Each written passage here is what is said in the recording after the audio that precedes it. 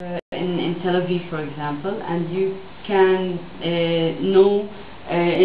not be introduced to any Arab written language or spoken language. So this is something that fundamentally creates a gap between the two cultures, creates a very gap between of mistrust between the two people, and that's why I believe that language is something to be focused on. For us in our community, Arabic is our mother tongue. We are obliged to learn Hebrew from second grade, and English from first grade or second grade. And there are also, like here in Injaz, there are also some schools that also teach French or things like that. But we need more kids from the Jewish community to speak more Arabic, so that they can stop fearing us. Because whenever they think of an Arab, they think of an enemy. Thank you for your overview, very informative, very interesting. You focus on municipalities. Yes. So I would like to know, in legal terms and structural terms, is there any difference between Arab municipalities and Jewish municipalities? On the legal level, there is no difference between Arab municipalities and Jewish municipalities. There is a huge difference on issues of budget allocation. In average, an average Arab municipality gets 30%. 60% less than an average Jewish municipality.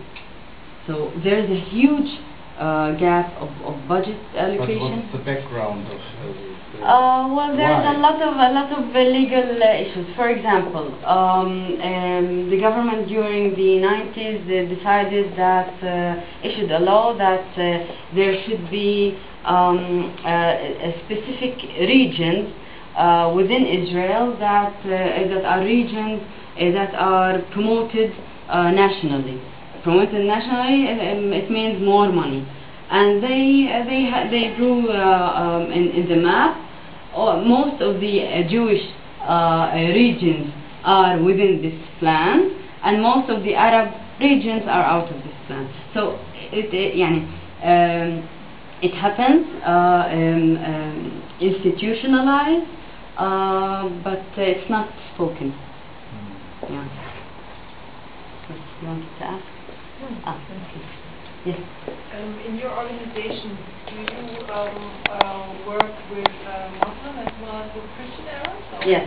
In our community, yes. Yes. In our community in general, we have three religions.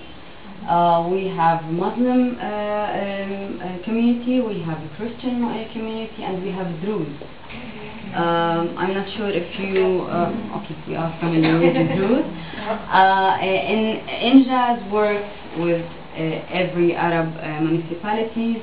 There are municipalities that only municipalities or villages that only Muslim or Christian or Druze. We work with everybody. In our staff, we have also Muslim and Christian members. In our board, we have in our board of Injaz, we have Muslim, Christian, and Druze mayors, and it's very important for us to project this message to our community. Yeah. How is the Muslim community here? Are they Reform Muslims or are they Orthodox? It differs. It differs. In Najrat, for example, there are Muslims. I'm a Muslim, for example. I'm secular.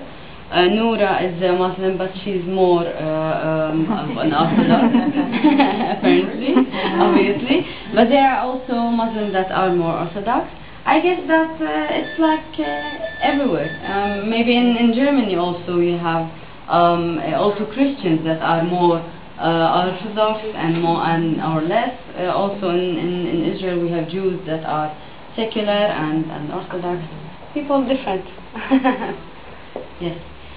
شكرا جزيلا first of all. هلا أهلا. I just wanted to ask actually about the different groups. You just said the Jews and the Muslim Yes. Christian community. Can you say something about the challenges you faced with and maybe the chances you see within Yes. the communities and maybe some, I don't know if you have a project within, I don't know. Well, because Injaz works mainly with the media, so it's less. But I think that because Muslims, Christians, and Druze in our community lived together like hundreds of years, even so, you can find in some villages the old cemeteries in the villages are one cemetery. So we used to live together. We were used to have neighbors that are indifferent in religion. Sometimes you can see that whenever there's a high level of aggression, high level of poverty, you can see that there is some kind of a tension between the subgroups in our community. And I believe that it's the role of the school, I believe that it's the role of educators mainly to focus on these issues. Yes. And you spoke of a lot of violence occurring in the city. Yeah. What are the reasons and between whom violence, conflict? Gang members. Gang members. What happened is that before 2000, before the second Intifada, you could find in a very high difficulty access to weapons. After the second Intifada, there has been a lot of changes within the Israeli policy regarding our own community. There has been a lot of institutionalized gang members that are getting weapons from out of Israel, whether from Egypt or from Lebanon, and the access to unauthorized weapon is